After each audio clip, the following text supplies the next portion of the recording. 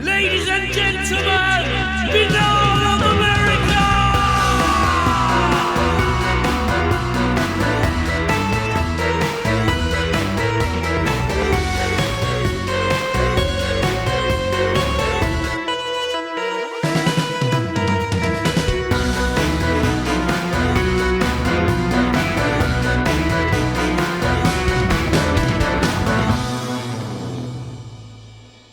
And now, ladies and gentlemen, your host, Tim Binnall. No commercials, no subscriptions, no network, no rules, and at the end of the day, my friends, no comparison. Should be a really fun edition of the show tonight. Our guests, that's right, we got two guests, are Brian and Virginia Giordano, and they are the creative forces. You can't see this, but I'm going to hold it up because I like to do this when I have the guests, when I have their media. They are the creative forces behind the fantastic new zine, Ufolojoy. And it's, well, first of all, let me welcome you guys to the show, and then I'm going to talk about how awesome this is. So welcome to Binnall of America, Brian and Virginia. It's going to be a lot of fun chatting tonight. Thank you so much. We're honored. Mm-hmm. I got to put over how amazing this is. I absolutely love this. It's almost hard to describe in a way, but it's sort of like it's got comic book elements to it. It's got like sort of a homage to highlights, but with a paranormal bent. Yeah. It's got astrological page, that has all the stuff. It's got cool, like hilarious flow charts in it. It's just, it lives up to the name.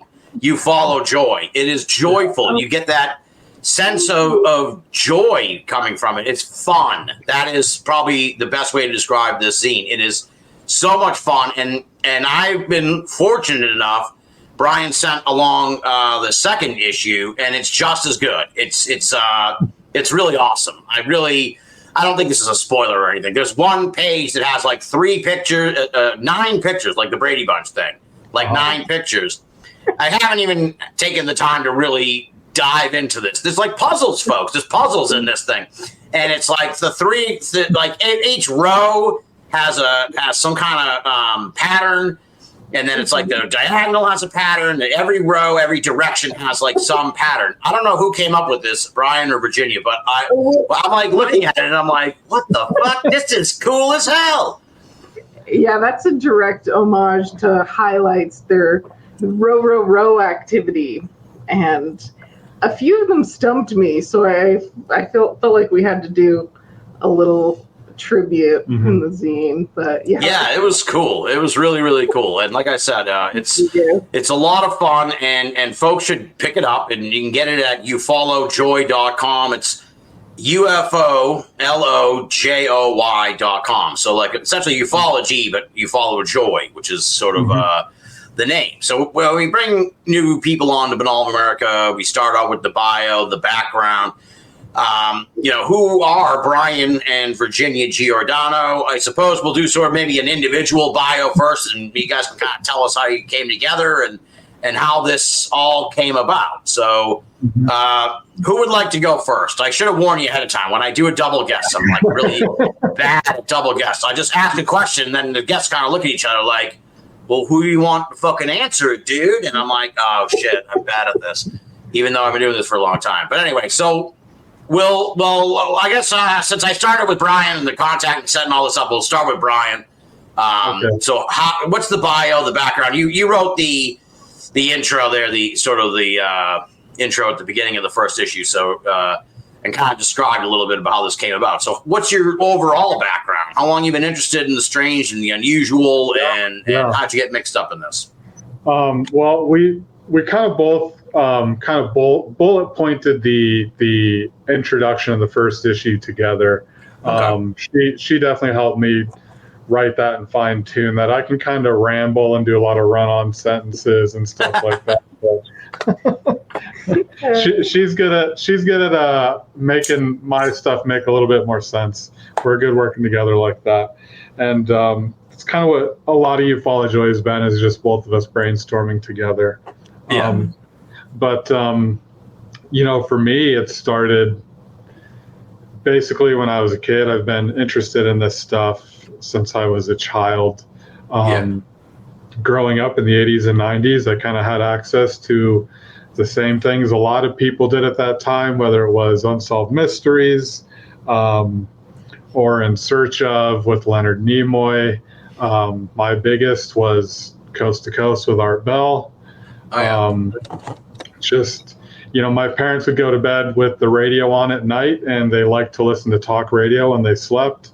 So I would lay awake at night and kind of listening down the hall and just hearing like Art Bell while everybody else slept and just being completely mesmerized. I had a lot of weird stuff happen when I was a kid, seeing ghosts and things peek out through the wall at me, and seeing I saw, what I think was probably like a goblin kind of figure when I was 4 or 5 years old, like in my bedroom. So I think sometimes people kind of become interested in the phenomenon later in life. I think sometimes it shows up and chooses you also. It finds you. And I think with me, that's kind of what happened. It just showed up when I was a very young age. I've had a lot of stuff happen, and I've definitely explored that more later in life. I grew up in a pretty fundamental Christian household, so when I was young, this stuff was kind of terrifying, and I thought it was, pretty evil stuff. But I've kind of disconnected from a lot of that, and kind of just learned how fun it actually is, and how cool it is, and how inspiring it can be, and just any kind of work that you do as me as an artist. And it's not so evil. It's not so black and white as I was led to believe when I was a kid. Yeah, for sure. Now, how about you, Virginia? How did you get mixed up in all this? I mean, I was definitely more so a ghost girl than an alien girl growing up. But coming from a Catholic family, ghosts and demons are just kind of, accepted. It's like kind of comes with the territory. But so, I mean, listening to Art Bell in high school, I was obsessed with ghosts and wizards as a little kid. That was kind of my preschool intro into the occult. My weird obsession. But I mean, in terms of us, just to try to bridge it, we met actually in 2004. We connected online. He was in Florida, I was in California, and we kind of bonded over comic books and also sharing our paranormal experience stories.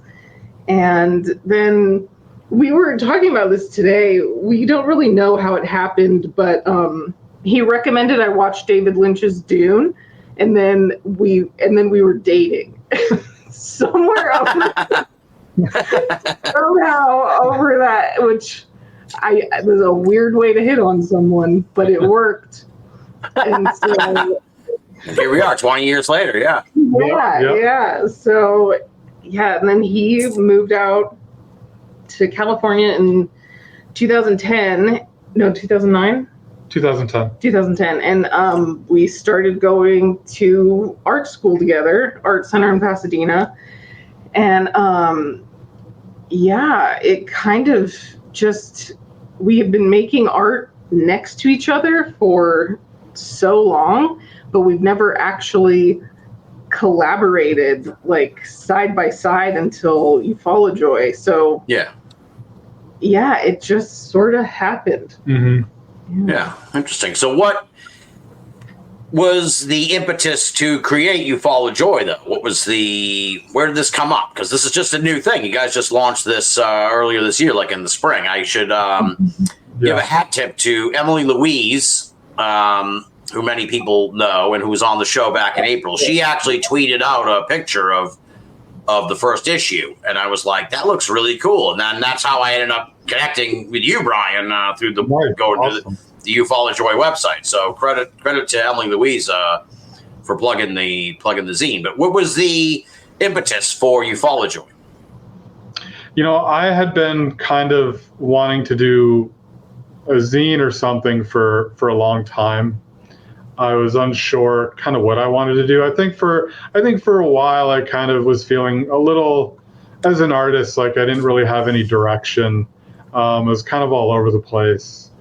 And I started brainstorming and wanting to make like a zine, and I was finally getting really back into ufology and paranormal and the occult, and just everything I was reading and listening was just all about that stuff. And I kind of was like, how can I contribute to this? What can I do? I want to be a part of this. I was reading a lot of like the old Ray Palmer magazines, Fate magazine, and like Saucer and the Flying Saucer magazines, and when I first started to think of it, I just started taking notes about like the people who were involved in ufology. And I was telling Virginia earlier that before I kind of was brainstorming it even more with her, I was like, it was very boring. I was telling her I basically had this like genealogy list of everyone who's in the ufology field, and like time periods and names and who they were. As I was first trying to put the zine together and what I wanted to put in it, and it was pretty like straightforward stuff that you could probably just read on like Wikipedia. And I quickly kind of realized like this isn't going to be any different than anything anyone else has ever done. Right. I think I kind of abandoned it for a while. And this is something I talk about on the website. For our anniversary in 2022, Virginia bought me a bunch of books, and she got me Alan Greenfield's Saucers and Saucerers. And I think that's like a collection of a lot of his articles and stuff, and kind of his own history of like the field of ufology. And in a later section in the book, he's talking about how frustrated he was at the time in the 70s with like the ufology field and how much it was changing, and how he was feeling kind of disconnected from that. And here I am in 2022 on places like Reddit and lurking on like Twitter, and just seeing how like volatile the ufology community is, and like the paranormal communities, and just like the name calling and the like very obvious like racism and homophobia and so much stuff that I just was like not wanting anything to do with whatsoever. So I was kind of connecting those own dots and wanting to be a part of the ufology community, but then was like, what can I do to make it a better place? And then the name Ufolojoy just like popped into my head. And I remember writing it down on a note, and I put it in the book. And then again, I kind of abandoned it for a few months and picked up the book again to look for some references for something, just doing my own research on the side. And then I found the Ufolojoy note. And then that's when I like started seriously like outlining it and brainstorming with Virginia. And the more we talked about it, the more we started talking about the things we loved from like the 90s and the 80s, and like reading the highlights magazines, and just wanting to make something that was like a really fun and joyful exploration of the occult and ufology and the paranormal, and just presenting that in just that really fun way that I hope anybody can read it and just feel that joy and not feel disconnected or feel like they're going to go into a community and be judged or not be allowed in because, they're a different color or sexual orientation. It's another thing we want to make sure with this magazine and this community that we're trying to build. We just want to be really inclusive towards, everyone. Yeah, absolutely. And you succeeded brilliantly as far as making this a fun endeavor. Like I said, I when you open it, you just can't help but smile. Like that's how I felt like reading it. And it was joyful. It was like, this is so fun. This is such a cool thing. It's such a cool idea. Because I think when people hear zine, they think like just it's like a newsletter or whatever. This is, like I said, this is more like a comic book, highlights, homage. It's got a little bit of Mad Magazine kind of going on too. It's got like fake ads, and it's just really, really cool. And it's just so I was just blown away by. I mean, you guys are artists, so I get it. It's like just the little details, just like it's so.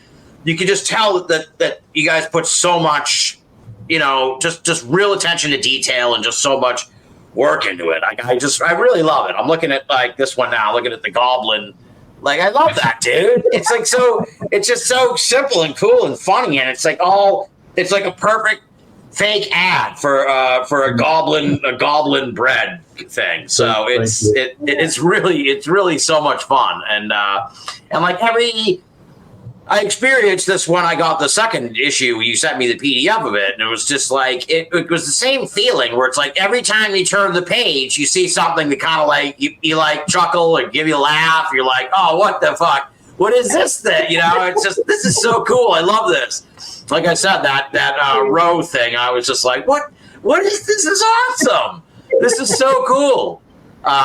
So yeah, you definitely brought the joy out in the zine. I know exactly what you mean about the scene nowadays. It's very combustible. Well, it's interesting because it's Ufolojoy, and it's almost. I've said this on the show a lot lately since I came back. It's like I think you guys too. And a lot of the guests that I've had on, we're like from the old school. We're kind of like the old UFO world. And we like UFOs, not UAPs. It's like the scene has been taken over by UAPs and their fans that weren't, most of them weren't around more than 5 years ago. So it's like, hey, what the hell have you done to my UFO world, dude? Yeah, we don't use that term in the zine. You won't find it in the zine. Very good, very good. I tend to shutter them off. Like, hey, you want to be UAP people, go be UAP people, because you don't seem to have any love for the old UFO scene. Now, you make a point in the intro. I picked this line up because I thought it was really interesting, and it connects in a lot of ways to Ufolojoy. You say nostalgia often gets a bad rap as being a harmful impulse, but you disagree. You embrace nostalgia, and I do too, because it's like I'm fucking old, first of all. So but as you get older, you get more nostalgic, right? Because there's more shit to be nostalgic about. But I guess talk a little bit about that, about nostalgia. Being about the bright side of nostalgia, or why it's important. Yeah. For me, I kind of connected with that and made that point because the paranormal side of things is something that I like to escape to when I was a kid. Growing up in a home that was military family, Christian fundamental family with, a lot of generational trauma, very, very emotionally distant. And so I found connections into the things I was reading, the things I was listening to, so like seeing gray aliens on Unsolved Mysteries and hearing about all this stuff on Art Bell Coast to Coast, there was a point where I imagined that like my real father was actually like a space pirate gray alien, and I would like draw pictures of him and dream about like, this dad who wasn't like emotionally distant.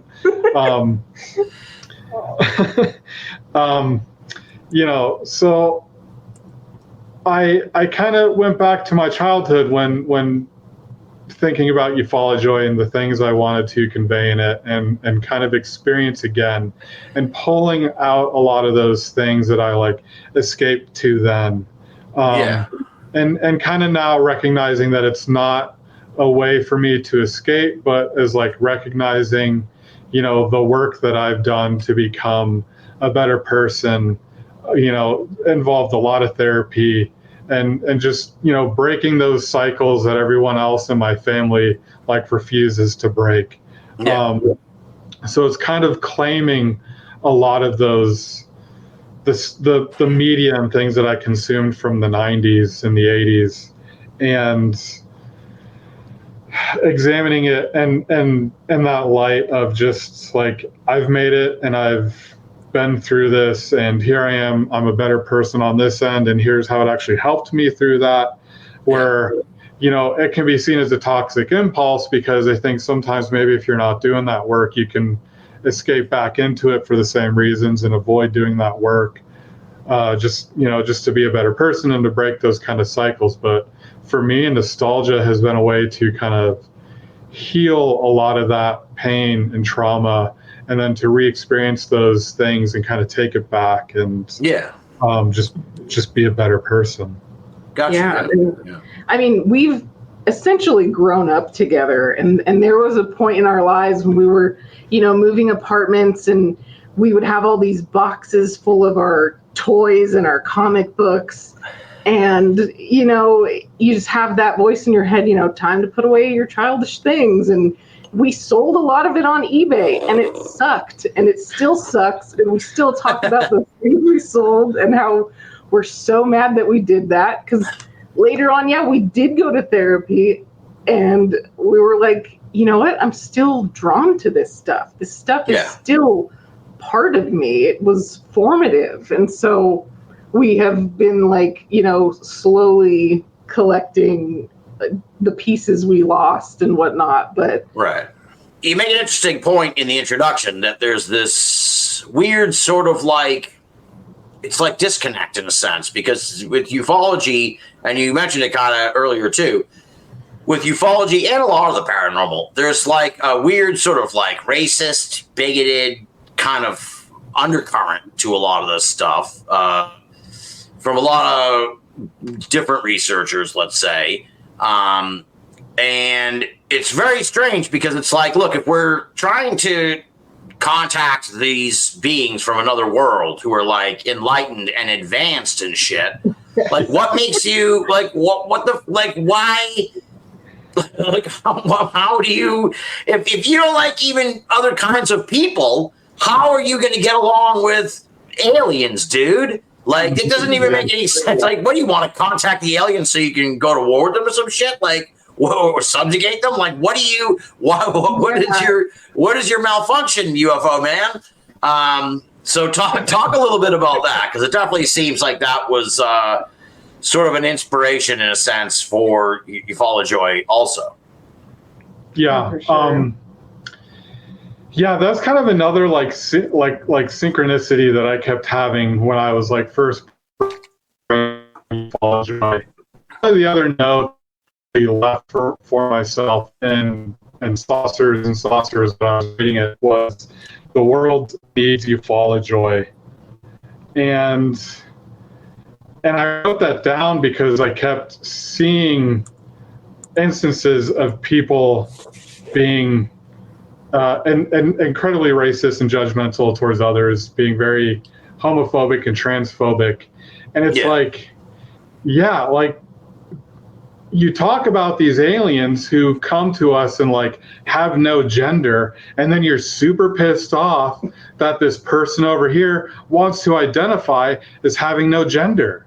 And I don't get that. And that was always just so frustrating. And that was another one of those things, was just all right, I want to be one of those positive voices on the other side of that.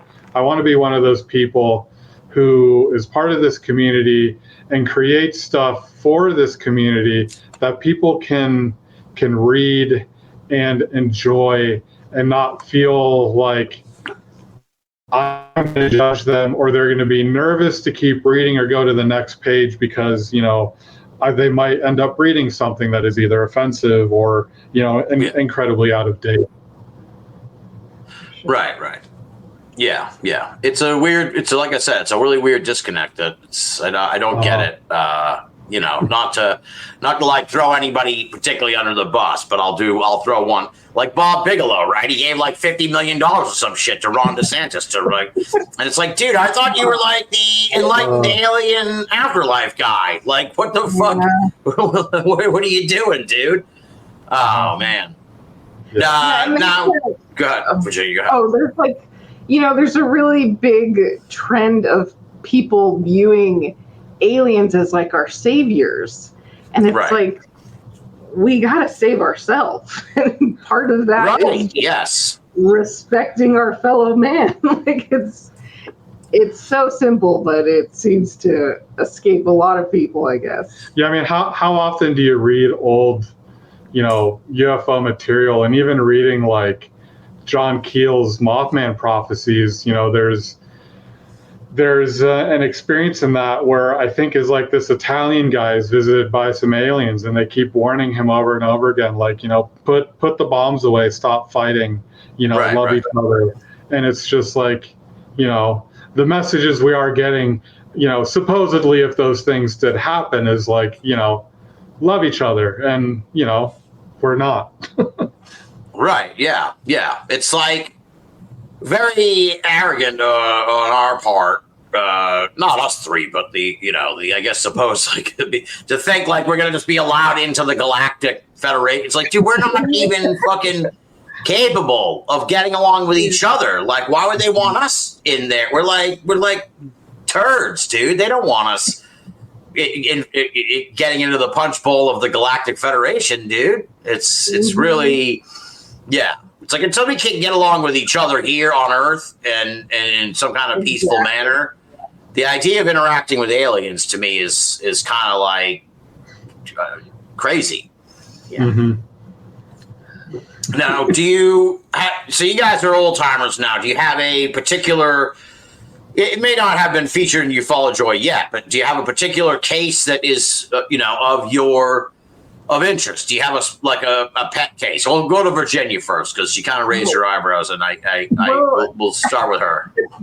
One that I had recently discovered. It's in the summer issue, so I guess people will be reading about it. But the case of the Tsurobune in Japan in 1803, which you can't.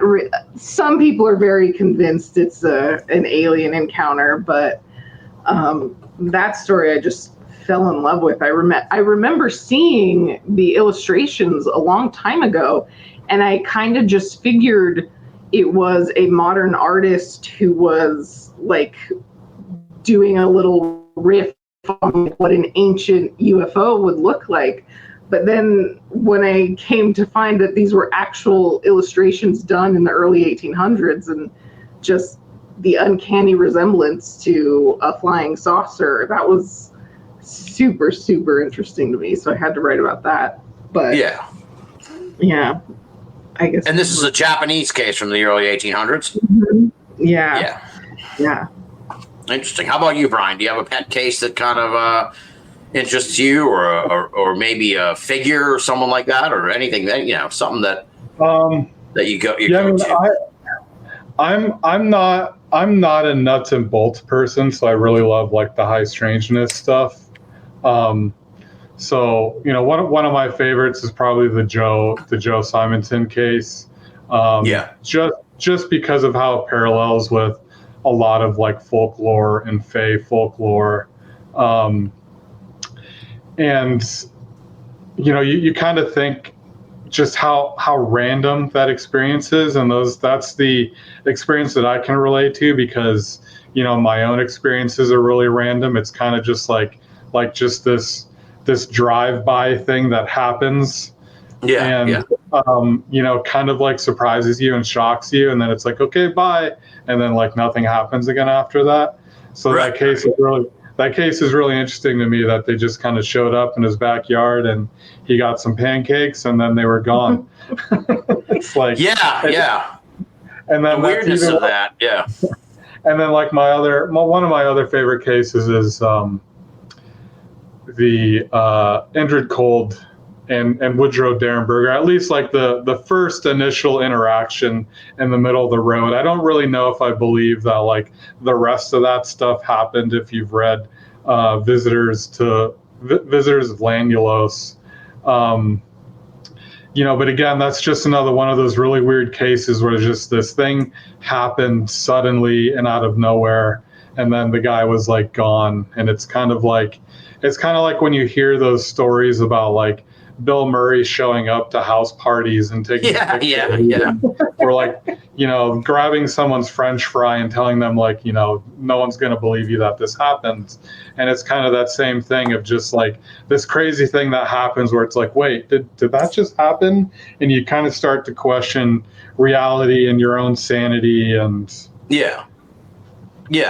Both great cases. Yeah, absolutely. Mm-hmm. Very strange. It's interesting that, we talk about here nostalgia tonight, and it's like I've lamented on the show in the past with different guests. It's like it does feel like I kind of got into the scene. I was into it kind of as a kid, but I really got into it when I got out of college and everything. So like about 20 years ago, so turn of the century. Mm-hmm. So 2002, the end of 2002 is when I started picking up books and all that. So over 20 years now. But anyway, the point being is that it definitely feels like, I don't know, the really awesome, cool stories that we love, like the Indrid Cold story or the Symington Pancake story.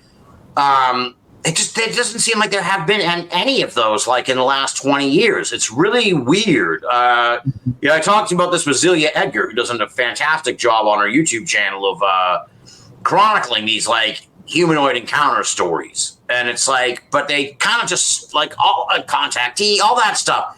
All the cool, weird, like interactive stories, they just kind of, I can't even think far back now to like when they really kind of slowed down. But certainly by the time I got into all this 20 years ago, there's nothing like that anymore. You don't hear stories of like aliens coming down and encountering somebody. It's very weird. I don't know why that is.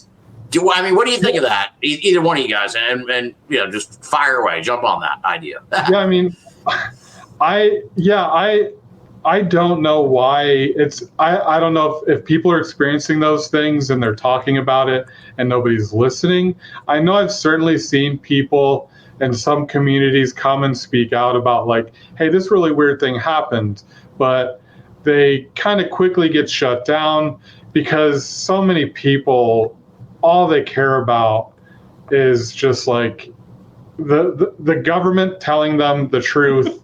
Like, I don't believe that shit. Like that's never going to happen. And that's all they want. And and so I don't know if it's changed since then. I think certainly a lot of that stuff has changed with, and something I talked about with my good friend, Douglas Batchelor.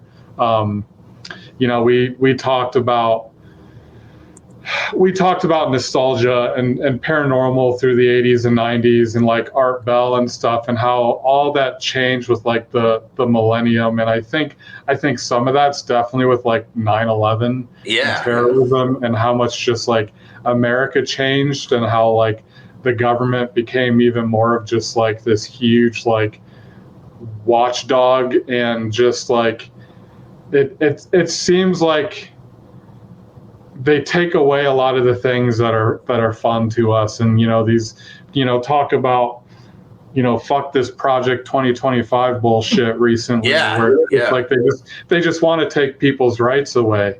And it's crazy. And I don't know, there's no joy to be had there. And like when people want to speak out and say like, I had this crazy thing happen, sorry, it's not nuts and bolts, and it's not these big guys who are, these former CIA guys who are, giving us this information, so I don't really believe it. Yeah, it's all hard proof too. It's like, well, why didn't you take a picture of it? You have your phone with you constantly, and it's just what a shitty response to like someone. A really awesome story. It's just, and then, now we've got generative AI, and that's going to be complicating shit a whole bunch more. Oh, yeah, that's for sure. Yeah. I think also, I think it's funny because like back in the day, it would be like, oh, people were afraid to speak out because they would get laughed at or whatever. But it's like now it's probably even, I think it might actually be worse, believe it or not. Even though people seem more open-minded about the strange and unusual, it's like, look, dude, you're not going to get laughed at by the people in your town. You're going to get laughed at by the fucking planet. Like, everybody on the fucking planet is going to hear your story about how Godwin came into your house and you talked to him and he gave you a pancake or a cupcake or whatever, you know, and even if it fucking happened, it's like everybody on the planet is going to hear the story because of the way news spreads now. Yeah. And I think maybe a lot of people are like, yeah, I'm not going to, I don't want to be the main character on Twitter, you know, because of by sharing my cupcake story. So I think that might have something to do with it too. I also wonder if the whatever is behind the phenomenon has changed its tactics or something, where it's like, look, we're not gonna. They had a fucking meeting somewhere, and they're like, look, we're not gonna do any more of these humanoid encounters. Like, we've done a shitload of them. It didn't work, or it did work, or something. Like, we're on to the next phase, but I don't know what that is. It seems like the paranormal is just, it's gotten more popular, it's gotten more eyes on it, but I don't know, it still seems kind of like static and a little bit kind of going in circles for a while now, maybe even since like 9/11. And I do think a lot of it, and to circle back to Ufolojoy, now more than ever is when we need a publication like what you guys are doing, because everybody is so fucking stressed out right now. Like, everybody is like, oh my God, this has been like I thought 2020 was bad. Now it's like, shit, man. Yeah, this is just stress all the time. Yeah.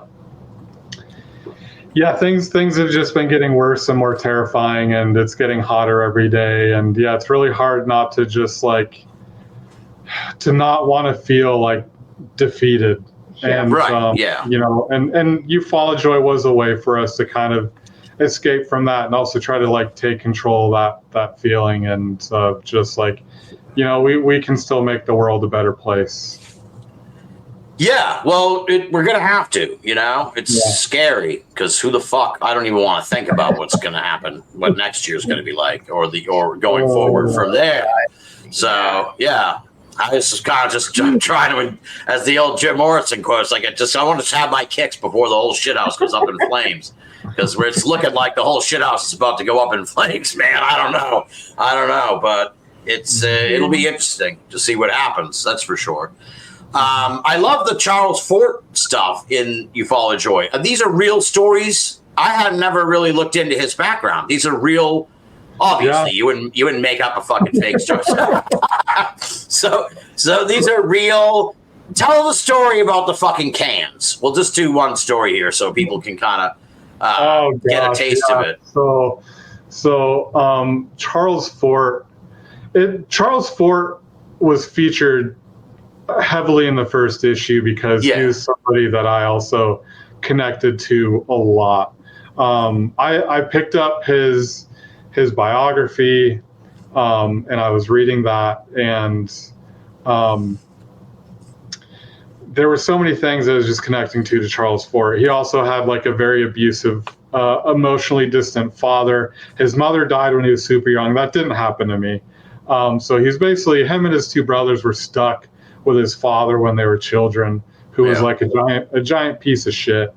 And he forced them to work in his grocer. His dad was a grocer. His dad's father was a grocer. That's who he inherited the business from. He dreamed of all of his children one day working the grocery store with him and taking over. And Charles Fort had a lot of learning disabilities growing up. He kind of questioned his own intelligence, and his father didn't help. And that was something I related to a lot. I had a lot of learning disabilities. I had a stutter. I was held back in the first grade because I couldn't read or write. And I had a lot of learning disabilities, and I had, I was doing all the hooked on phonics stuff. And, but by third grade, I was in advanced classes. So, I definitely improved. I definitely improved pretty quickly. But then reading Charles Fort's biography, I was relating to those things. And also Charles Fort, had a lot of failed novels and short stories, and he just wasn't getting anywhere as like a writer. And I feel like I've kind of been experiencing the same thing as like an illustrator. And his big book, The Book of the Damned, came out when he was 40 years old, and then Ufolojoy, the first issue, also came out shortly after I turned 40 years old. Wow, there you go. So I mean, there were just a lot of these things that I was connecting to Charles Fort. And so now getting to the canned story,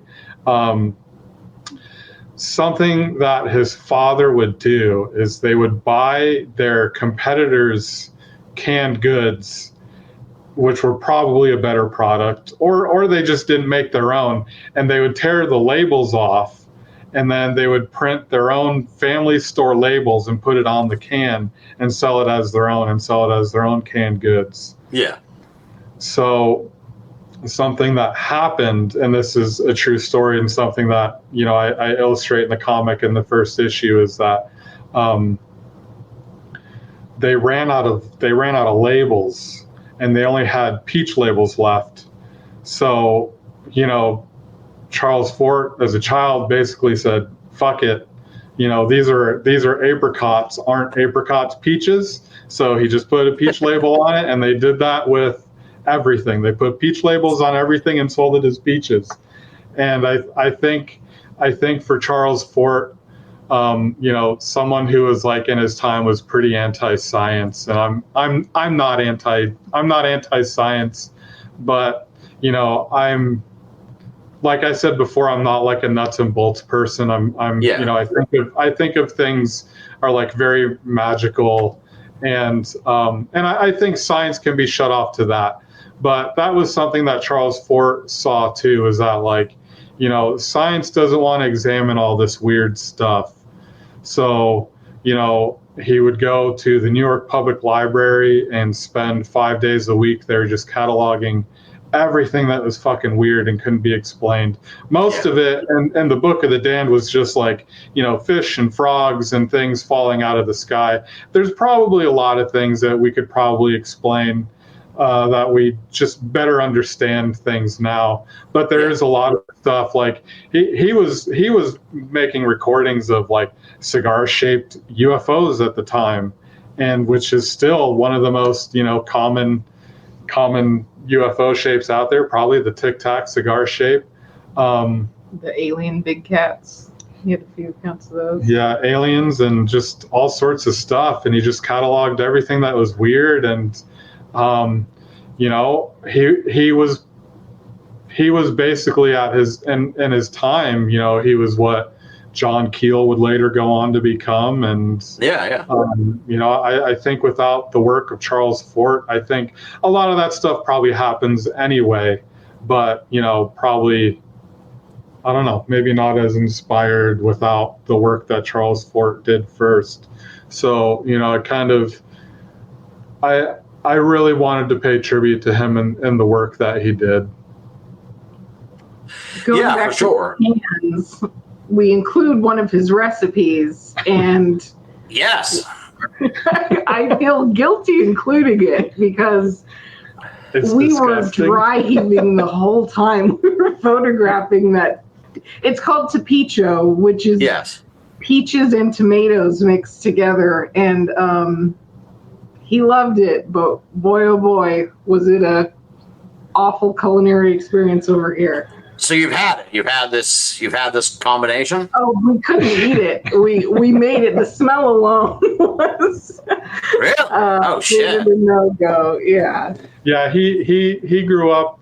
His father was pretty well off, but like once he decided he was like going to be a writer, his dad pretty much like cut him off from like the family inheritance. And so for a long time, you know, he was living in like tenement homes and with his wife, and, you know, she was working, just doing like laundry and stuff and housekeeping.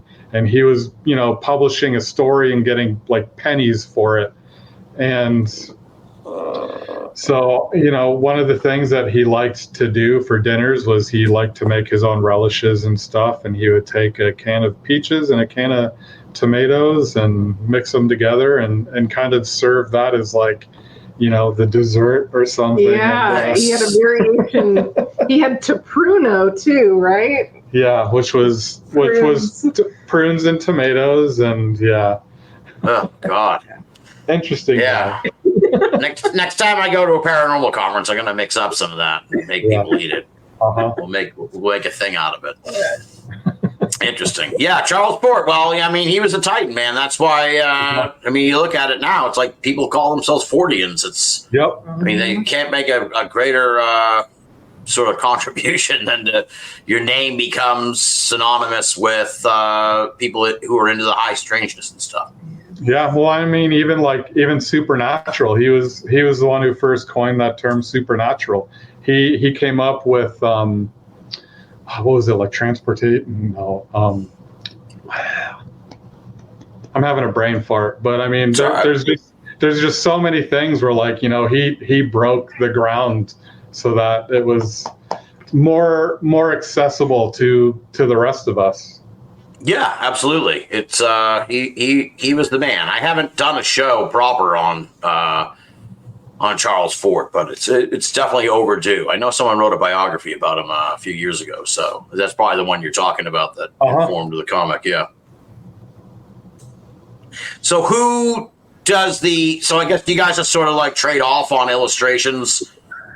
Like how does this come together? You got to come up with an idea, and then just one of you kind of take the lead on one specific aspect of it. Like, okay, I'll draw this now because you both do the drawings, right? In the zine. He handles all the comics. He's definitely got the comic background. But we basically each issue will have like a rough theme, and then we'll go from there, and we try to have the same number of activities and fake ads, and then there's usually like a research piece and that I'll write, and then there'll be 2 comics. And so that's our loose outline now. We're going to get a bit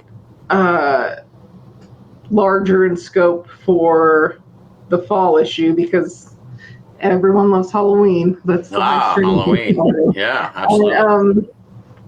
And then we've actually got some plans for a yearly charity issue that will be all reader submissions. And this year is going to be like, there's no theme, but next year's theme is going to be Art Bell. So very cool. We kind of have to think 3 steps ahead, but essentially we just do a rough outline, try to stick to theme, and then divvy up the work. And then we're working with each other, regardless of whether I'm drawing it or he's drawing it. We're constantly exchanging feedback, so it's kind of just becomes one thing. Yeah. No, it's cool. Like I said, it's really unique. And like I said, the activities, that's a good word for it. There's like, puzzles and all kinds of cool shit. All of those like ones where it's like find the different things in the picture, and I just love it. It's there's one that's like in a grocery store that has all kinds of shit and like all these little Easter eggs, and it's really, really cool. It's it's a lot of fun.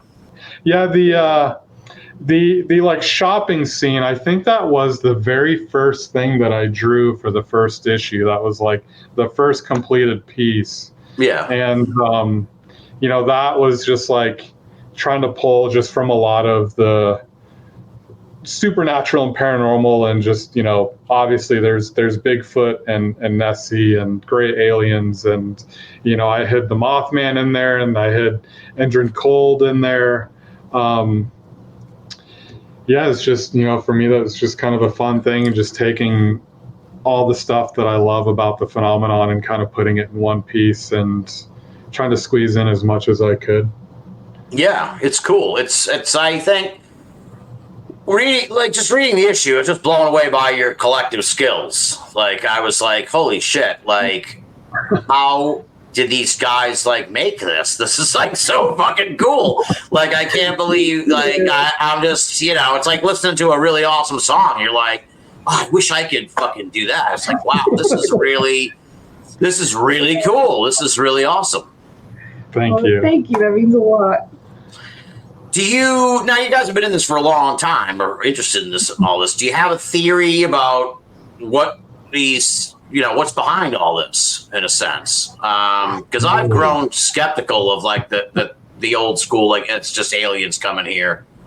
So when I hear this, like, oh, the government's going to tell us about aliens, it's like, well, if they do, they're probably lying because there's probably no fucking aliens coming here because how could they breathe or walk around or whatever? Like, there's all kinds of, they would die of like smallpox or whatever within the like first day they were here. There's germs and shit. There's all kinds of issues. But anyway, so have you guys thought about what what might be behind all this?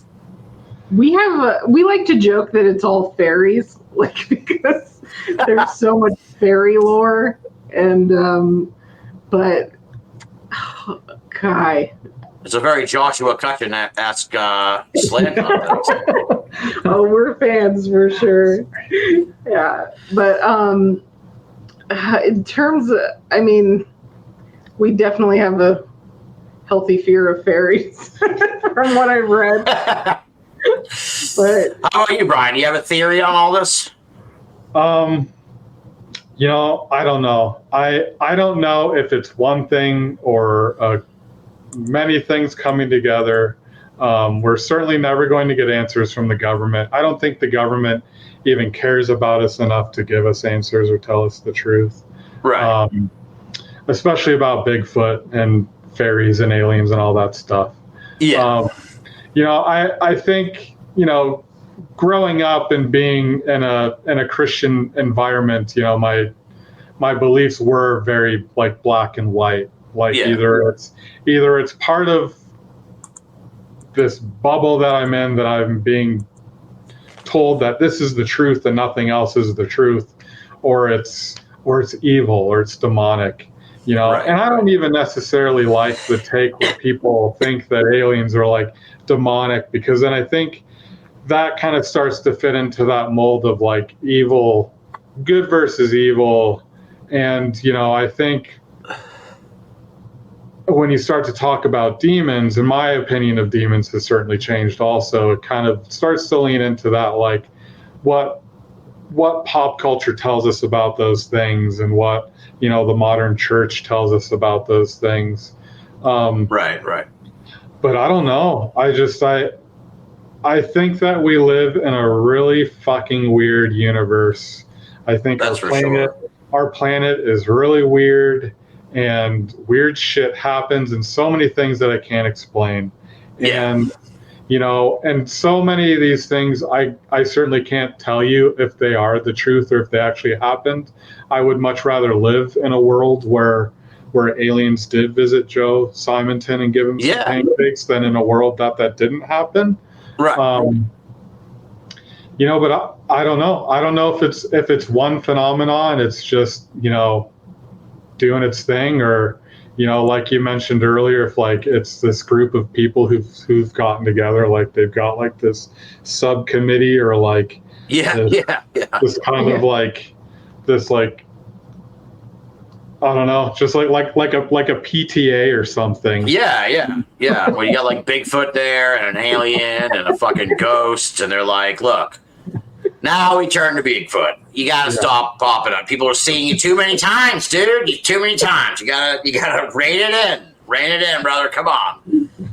Yeah, I'm a huge Bigfoot fan, so that's definitely one that I'm like, oh, I hope that's real. What bums me out, we talk about nostalgia too, what bums me out is also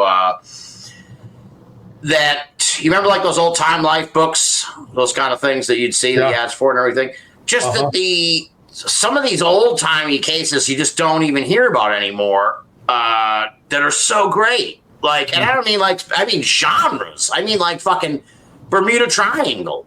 And spontaneous human combustion. It's like, what the fuck? Those were so awesome, but you never hear anything about them anymore. It's very frustrating. Yeah, I remember growing up in the 80s and 90s and being absolutely terrified of things like that. And human combustion, one of them. I remember just like sitting there, I was probably watching like Fox Kids or something after school, and probably watching like X-Men cartoons, who knows. And like an ad came on for like the news that was going to be on at 10, and it was like an ad for their piece about like human combustion, and like scared the shit out of me. And I was so terrified of it.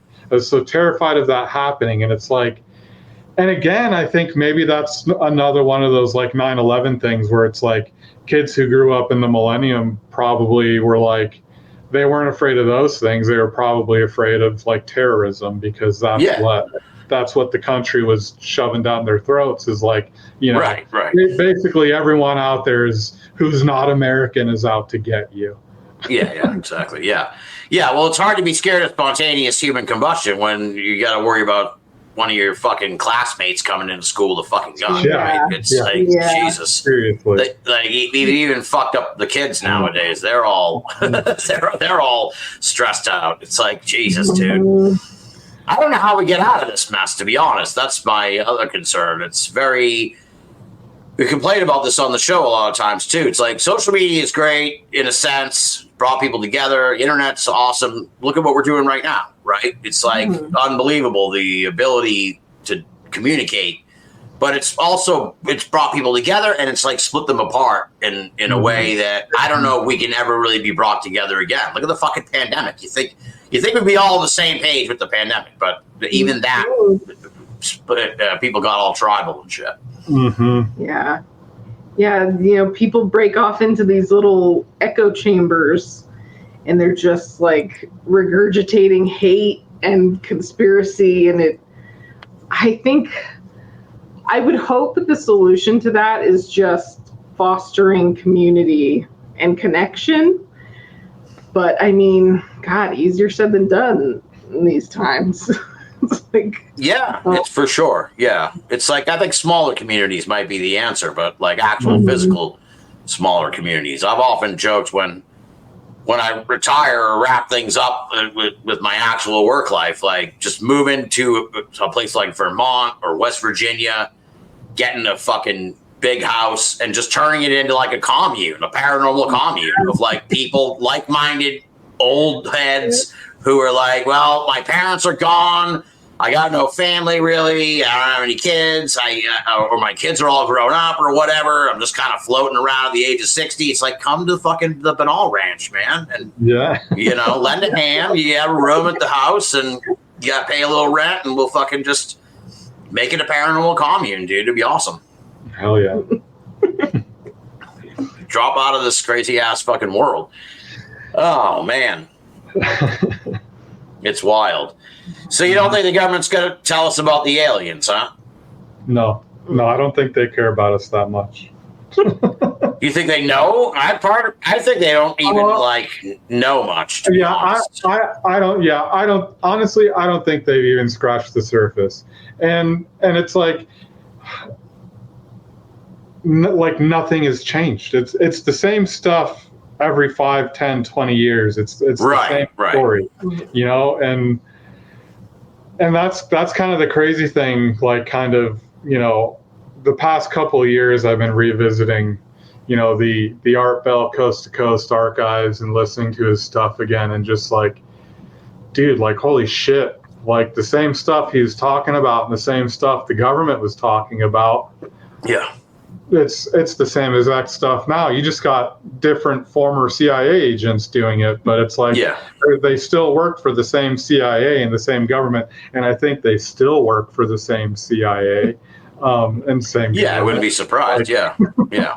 Like, none of that stuff has ever changed, and like, I think the ways that we care about it and the ways that we think about it, I don't think they probably even entertain that. You know, I don't think there's, I don't know. I don't think they have any idea what the hell's going on out there. I wouldn't be surprised if that's the case. Yeah, I wouldn't be surprised. It's, the contemporary scene. I was thinking about this the other day. This a new analogy. I haven't used this on the show yet. So, but it's like the UAP crowd. remind me of someone who just started watching Lost, and they're so like worked up about the various mysteries of Lost, and they're like, and then I like they want to talk to me. They don't. Thankfully, the UA people they don't deal with me anymore. But I hear them. I see them speculating and shit. I don't give a fuck if I sound like a gatekeeper. I don't care. Because they're like, it's like listening to someone who just got into Lost. It's like, oh, what do you think the smoke monster is? Why do you think there's polar bears on the island? Do you think there's anyone else on the island? Who's that other guy they found? And it's like, bro, I already went over all this shit. 10 years ago.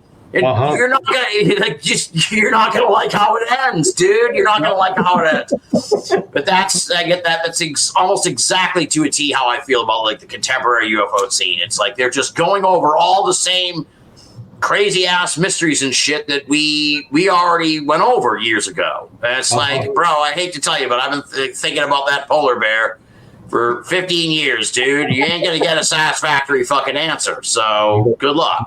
Yeah, none whatsoever. And the only answers they're going to give you is something that they can try to skew against probably whatever they think the current like enemy of the state is.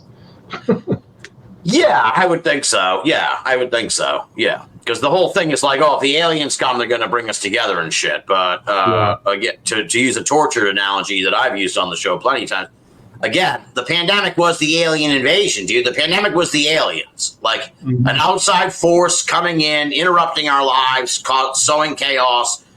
And we didn't all get on the same page for that. So I don't see how the fuck we'll all get on the same page if aliens show up. There are going to be people that want to worship them, and there are going to be people that want to fight them. And God help us, man. God help us. It's going to be crazy. Now, Virginia, you say you came up in the ghost scene. Did you do like ghost hunts, or were you sort of just interested in it? Nothing formal. I would go around in high school with some friends to some haunted, quote unquote, haunted locations in our hometown. But I mean, I have never seen a ghost. I wanted to so desperately, but I just always been enamored with the idea, with the dead in general. But yeah. What do you think happens when we die? Oh God, no idea. No idea. I mean, I'm not sure. I'm convinced of an afterlife, but I don't think it's nothingness. So I guess that I'm convinced of some sort of afterlife, but that might be the most terrifying thing of all. I mean, I'm not scared about this paranormal stuff, but the idea that like you die and then it's over, that to me is like the most terrifying thing. Yeah, I don't think I could commit to the idea of nothingness. That seems too pointless to me, but yeah, and there's too much weird shit that suggests that more shit happens, like, after you die. So it would stand to reason that more shit happens. Like, that's kind of like, I mean, the evidence seems to suggest that there's something else is going to happen after you die, but who knows? You know, that's the great, I had Kutch on a few months ago. We kind of like came to the agreement that that's the great mystery. That's the real central mystery that drives almost all this stuff. At the end of the day, it's like death. Death is the fucking mystery, because that's the one thing we're all going to experience. And you may not see a UFO, but you're going to fucking die. So it's like, that's shared universal mystery. Have either of you ever seen a UFO? No, I haven't. I'd love to, but I haven't. no. You haven't seen one? All right. I have not seen a UFO either. I'm bereft of largely paranormal stories. Would you rather see a UFO or a Bigfoot? Oh, shit. Bigfoot. Probably Bigfoot. Yeah. I'm Bigfoot too. Yeah, I mean, like, UFO, you know, you just see a thing in the sky, and, like, you know, at the end of the day, UFO could be a weather balloon. It could be a military experiment, but like Bigfoot, I think when you see Bigfoot, you know it's Bigfoot. Then that is Bigfoot. Yeah. Yeah, especially if it was like a solid Bigfoot sighting where you're like, I have no doubt that was Bigfoot. Yeah, I'd much rather Bigfoot, because UFOs, like you said, it's too nebulous. Who knows what the hell, who knows what it is. So you're a big Art Bell fan, right? Yep. Yeah. What's your favorite? Do you have a sort of a favorite moment or guest or sort of episode or anything like that? I mean, everyone talks about the Area 51 guy. Mel's Hole is a classic, of course. That call still gets me. If he was an actor, he was a damn good actor. This is Mel Hole. No, the Area 51 caller. Oh, Area 51 caller. Yeah. He sounded so terrified. Yeah. I mean, I would say my favorites probably align with a lot of, the public's favorites as far as like Mel's Hole and the Area 51 caller. I think what I enjoyed the most about Art was probably just his open lines. Those are always the episodes that are the most fun to go back to. When he gets into, opening up the Antichrist line or the time traveler line, are always fun. That's the stuff to me that I really, really enjoyed, because that's when you hear the really weird shit. And that's like, there are two times, there are two which I haven't been able to find yet, trying to go back and listen to everything again, which is, nearly impossible. He was on for, 30 years almost. But there was an open line episode, and a woman called in about like having a mirror in the closet, and her and Art Bell were convinced that the mirror had created like this gateway, and entities were using it to come into her home. And as a kid, and hearing that and knowing that there is a mirror in my own closet, I was absolutely, another thing that I just had this irrational fear of, along with, quicksand and spontaneous human combustion. And then there was another call where a woman was talking to Art about like this family of gnomes that were like on the edge of her property, and just like all the interactions that she was having with these gnomes, and just like the food they would bring and the food she would give them. And again, a lot of stuff that very much parallels, modern and past, like fairy folklore. But it's kind of a lot of those little stories and those kind of personal experiences that people have that I just really loved about the show. Obviously, it's cool to listen to like the really crazy shit like Mel's Hole, which is, probably, obviously a bunch of bullshit. And, he had on a lot of the cool talking heads at the time, and a lot of the people who were really big in like the paranormal and ufology industry. But, the stuff that I really loved was just the, open lines and just those day-to-day experiences that just like normal people were having, because that's kind of the stuff that I was having and the stuff that I could relate to. Well, it's interesting. Yeah, you raised an interesting sort of point, because I was sort of grousing about the lack of contemporary stories, but they're out there. They can find them in those old Art Bell shows. So there was an outlet for them. And I'm sure there are still on coast to coast, they have the open lines and stuff like that. But now there's a million shows. So it's people have they start up their own show. It's like crazy. I used to joke when I started the show. I think if I go back, so many people have a podcast now. It's crazy. So back in the day when I was first booking guests and everything, there was no other. I had no problem getting somebody booked for a show. Now they're like, I got to do these 3 podcasts, and then I have to tape my own podcast this week. And it's like, Jesus, dude. All right. Okay. Well, maybe next week then. So Ufolojoy, so you have a Halloween thing planned. And is that gonna, you got to kind of bring in other paranormal elements, right? Not just UFOs. So anyone who's like, oh, I'm not into UFOs, there's more. I mean, like we just talked about, there's a whole thing on Charles Fort. So it's like Ufolojoy is just the umbrella title, but there's all it's really a celebration of high strangeness. For sure, yeah. So the fall issue is definitely going to be probably a little ghost heavy. I think we could say that. Yeah. But but so is the Christmas issue or not Christmas, the winter issue. There's a lot of Victorian, like the tradition of telling ghost stories was super prevalent in Victorian times. Like that was a Christmas ritual, was to tell ghost stories. That's why, Charles Dickens incorporated ghosts into A Christmas Carol. But so we try to space it out and have an equal representation of cryptids and UFOs and ghosts and fairy folklore. We try to make it even. It works out sometimes. Yeah, no, it's a fantastic mix. It really is. I just pulled up, I don't know if the lighting changed on my screen, but I just pulled up the issue 2. Yeah, because I have already seen issue 2. People listening now, they don't know that they're waiting for issue 2. I'm waiting for issue 3 now. So,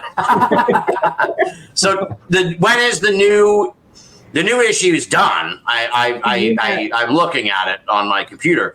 When is that going to be available for people to order? We sent it to the printers Monday night. Tuesday, I got verification from the printers that it was received, and I think last time it took about 2 weeks after that. So it'll definitely be out and available by the end of this month. All right, and in there is a lengthy piece on the Usuro Bune case, which is really interesting. I really enjoyed that, and a really cool. I'm looking at it now. This is like a 3D model thing you guys made with the campfire. Oh yeah. So that kind of came randomly. I had bought on eBay. There was I was just looking at random things on eBay a few months back, and I bought this lot of these like 90s. It's weird saying things from the 90s is like vintage or retro now, but that's what it is, unfortunately. But I'd gotten these like 90s like bendable alien toys. And this was a lot of like all the figures. And as soon as I got them, I told Virginia, we have to somehow incorporate these into the issue. And, Virginia loves to sculpt and stuff. So she kind of set up this entire scene where they're basically enjoying a campfire. Yeah, it's really cool. It's like Gumby. It kind of gave me like a Gumby vibe. It was like, holy shit. And I kind of didn't know what to expect in a sense. Like I saw the first issue, and it sort of was like, all right, this is what. Then I get to the next issue, and I'm scrolling through. I'm like, holy shit, this is really cool. They did like a Gumby thing with aliens. This is so neat. So it's awesome. I mean, hats off to you guys. What's been the feedback to the zine since it's come out? How's it going so far? So nice. People have been so kind. Yeah, it's way more than we expected. For sure. Yeah, it's been pretty amazing. Totally unexpected. Everyone has been super nice, super encouraging.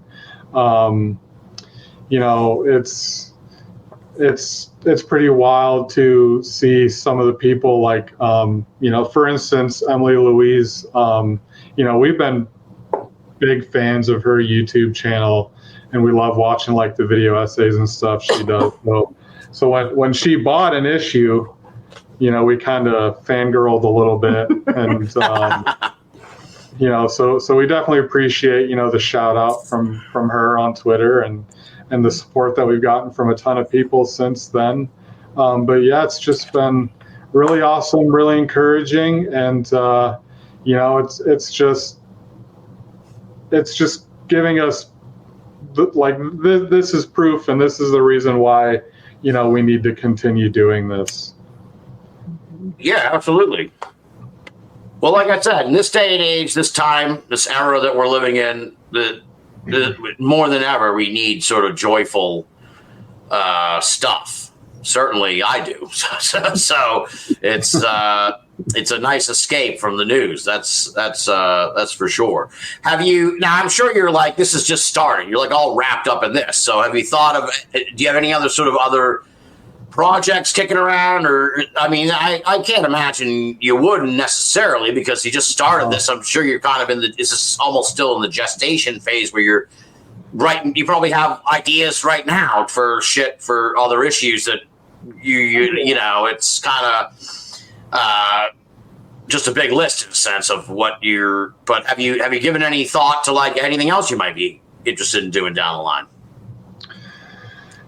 Well, I mean, with Ufolojoy, we're willing to go and do whatever inspires us. Obviously, right now it's very much just kind of linked to the zine.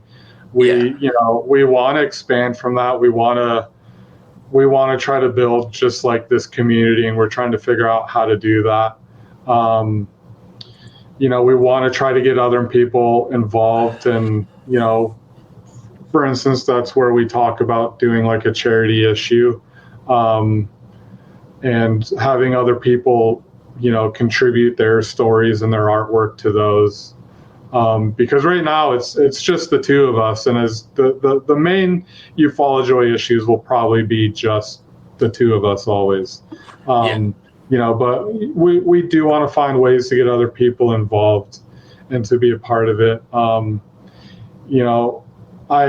I don't know what I'm going to do with it yet, but like kind of reaching into like the area of like nostalgia, I bought a like old VHS camcorder from like the 80s. Oh, nice. Yeah. So, trying to think like how can I even incorporate that into Ufolojoy somehow, and so definitely maybe trying to make some weird videos or something. So if you've seen the zine and you don't know what to expect from that, because each issue so far I think has been a little more wild, then maybe that will be the case with that too. But for us it's just doing something that's fun.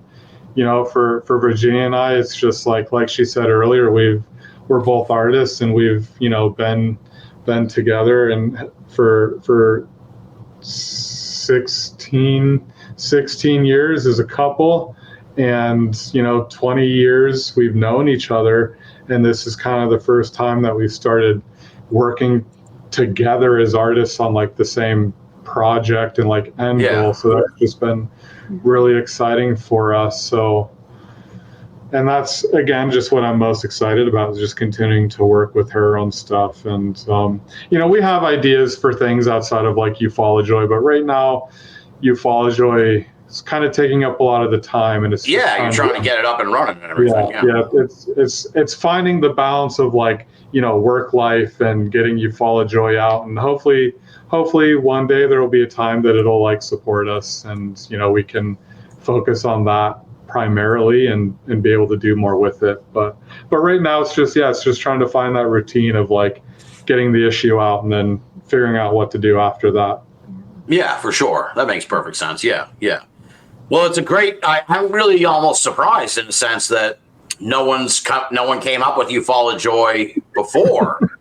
Like when I went to the website, I'm like, well, when I was putting everything together for the show tonight, I was like, I got my notes here for the different stuff, and I'm like, okay, what's the URL? And I'm like, it can't be ufolojoy.com. Somebody must have already snatched that up, but no, it's out there. It's where it hadn't been used. So I don't know. It's kind of a sad statement, I suppose, about ufology, that no one came up with Ufolojoy until now.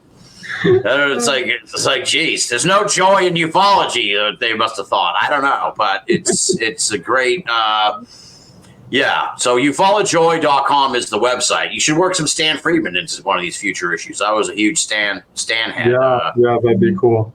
Growing up, getting into the field. I've got a couple of his VHS tapes somewhere. Yeah. Well, it's kind of a bummer, like, too, also, we don't have to get too dark here as we're kind of wrapping it up, but it is, like you said, you listened to Art Bell growing up, and I got into this about 20 years ago. It's just really a bummer when you see how many people like have passed away over the years who were like titans back in the day, like Stan, Brad Steiger, Jim Mars, who really influenced me in a huge way. Art Bell, he's gone. It's just crazy. It's just crazy. Like, I think when I got into this, I think they were about my age now. You're 40, I'm 45, so it's like, when I got into it, it was like, okay, these guys must have been, they were probably older than us a little bit, and now they're gone. So it's just really crazy that's happened. It's a sad kind of thing, but I suppose it's like that in most fields. Yeah, it's a bummer. It's sad. I was really bummed when we lost Art. That sucked. All right. Well, I think we'll wrap it up here. So, Ufolojoy is the website, and people can get the first issue now. I have it right here, and it's actually kind of running out of them. Right? Is that what's going on? We're limited stock, right? Yeah, we're almost out, but I'm ordering some more this weekend. So I'm gonna. I think we've got just a couple issues left of the first run, but we still have about 25 or so. You always have issues with the printers, and we had to get some issues reprinted. Just the covers had either like small scratches or ink spots on them. So we discounted those at half price, and we have about 25 of those left that you can get discounted. I don't think it diminishes the quality of the issue at all, or the work itself. But I'm definitely getting some more printed. So if they do go to the website and they are gone, just be patient. A couple more weeks, we'll have some more. But at the moment, there are some available still for the first issue. Awesome. And you got also on here, I'm looking at the store now, you've got a whole bunch of different cool stickers inspired by X-Files. I'm looking at here, Star Trek, looks like Star Trek The Next Generation. And I see a Ray Stantz sticker, which I like a lot. So, so folks can get those also at the Ufolojoy website. And, and like I said, and you expect now when I went to the shop just now, a little pre-order thing popped up. It said, I don't know where, now it went away because I clicked close on it. But I guess, I don't know what that's all about. But so I've got a thing that I do where I sell stickers, and a lot of my designs on stickers. Yeah. And it's always kind of hard to gauge like which ones will sell or which ones don't. So when I release those, I usually do a pre-order, and that kind of makes sure that I can get enough of the ones that people will like and not order too much of the ones that don't sell well. I see now. Yeah, you got a Worf bubblegum one here, and that's a pre-order. Yeah, and that's Whoopi Goldberg, right? Was Whoopi Goldberg on Star Trek? Yeah. Yep, okay. Yep. She was on TNG. That's her character, Guinan. Yeah. So that's what I thought. Yeah. Yeah. So that's something I do about once a month, where I sell stickers, and that's stuff that also kind of helps fund Ufolojoy and getting those printed, because printing comics is pretty expensive. So that helps. Oh, I bet. Yeah. Yeah, and how I love the website. It kind of really, again, it captures the joyfulness of it. I'm looking at it now. I'm kind of mesmerized because, folks, go to the website, go to ufolojoy.com, because when you go there, like this movie plays. It's this really cool movie that's like going on in the background. It's a really cool effect. I haven't seen that before, from what I can recall. He spent days. What's that? He spent days making that. Yeah. It's really cool. It's neat. It's really neat. And it's like, again, we talk about nostalgia. Yeah, it's like a VHS play. It says play up there. It's like a VHS recording. It's really, really neat. It's really awesome. Yeah, that video is basically like, people talk about making like their dream boards and things, and making boards where they put all these things that are inspiring. Vision boards. That's it. Vision boards. So that's kind of what that video is, I think, for Ufolojoy. That's like my vision board of like how I want it to feel, reading it and experiencing it is, obviously you can probably see in that video there's Bill and Ted, and I think the Ghostbusters are in it, and you'll see a Klingon on a roller coaster at one point in it. So it's just kind of that's like my video vision board for like Ufolojoy and a lot of the things that I loved as a child, and like just trying to incorporate into it. Is that, now I'm on your Instagram page, there's a Gumby here with two, is that a real episode of Gumby where he was abducted by aliens? Yeah, that's Really? a real episode of Gumby. Yep. Wow, that must have been from the 80s then. Uh-huh. Yeah, Wow. Pretty crazy. That's wild. That's wild. I'm not logged in, so I can't click through to see it, but that's crazy. Gumby fucking being abducted by aliens. That's cool. I've never seen that before. Wow.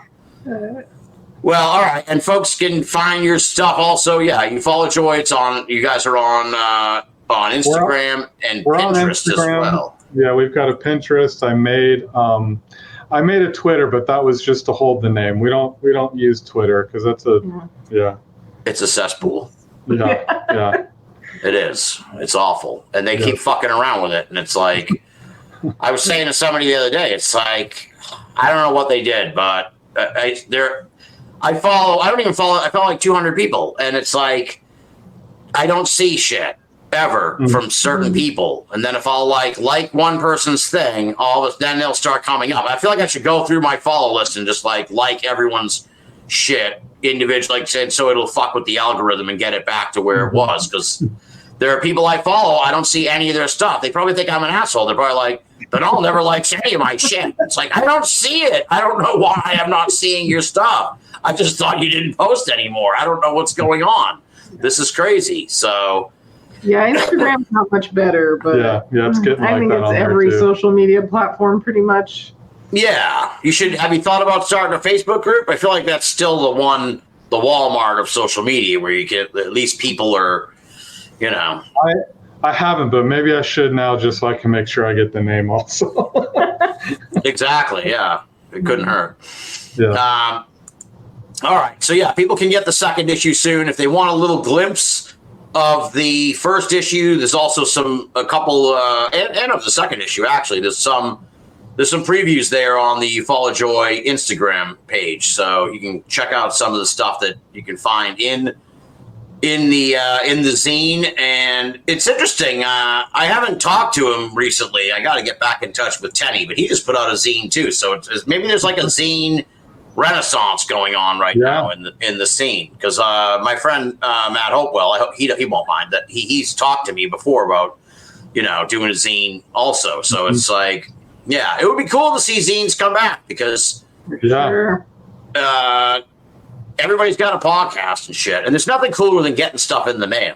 So to me, it's like, and we almost never get anything in the mail anymore. So yeah, it's in this day and age and everything. I could see definitely a renaissance for zines, and you guys, what you're doing stands out so much. You guys are a big part of it. So like I said, I thoroughly enjoyed this presentation. It's really, I'm just kind of blown away, dude. I'm flipping through it right now, and I'm just like, this is so amazing. I keep like holding this up. I want to show like the people at home. They're not going to see the video though, but like it's just so cool. It's just so well done, and really, really awesome. Really awesome. So Thank you. I can't put you guys over enough. Brian and Virginia Giordano. Ufolojoy is the zine. Get it, folks. Get it. Support this project. This is, as we've said, it's bringing joy out there. This is the kind of thing we need more of, and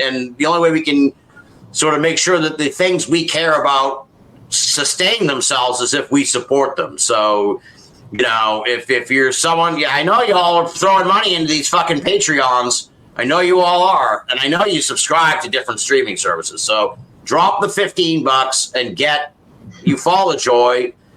It's it's coming out quarterly or whatever, so it's perfect. And get it and support the Giordano's work, so we can get more of this stuff down the pike. And on that note, again, I can't thank you guys enough. Really enjoyed the conversation, and I'm a huge fan of your work, and I'm looking forward to following it as it unfolds. I'm going to be a regular reader, so Thank you so much. get used to it.